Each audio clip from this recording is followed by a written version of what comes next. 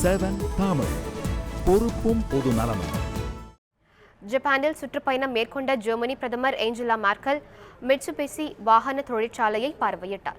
தொழிலாளர் விதிமுறைகளை மாற்றி அமைப்பது பற்றியும் அவர் பல்வேறு ஆலோசனைகளை வழங்கினார்.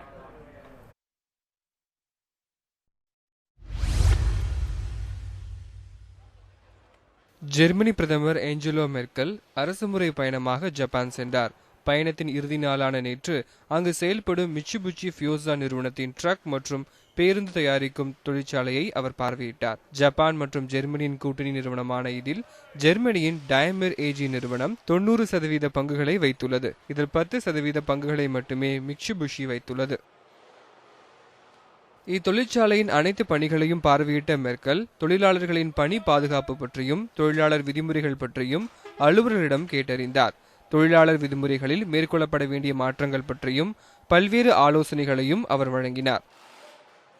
பெண்கள் பணியாற்றும் பகுதிக்கு சென்ற மெர்க்கல் அவர்கள் வடிவமைத்திருக்கும் புதிய பசுமை வாகனங்களை பார்வையிட்டார். இந்த வகை வாகனங்கள் புதிய பெண் ஓட்டுநர்களை ஊக்குவிக்கும் என்று கூறப்படுகிறது. மிட்சுபிஷி நிறுவனத்திற்கு மெர்க்கல் வந்தது அங்கு பணியாற்றும் ஊழியர்களுக்கு ஊக்கம் அளிப்பதாக இருந்ததாக மிட்சுபிஷி நிறுவன அதிகாரிகள் தெரிவித்தனர். எழில்துரைராஜ், உலக செய்திகள் பிரிவு, நியூஸ் 7 தமிழ்.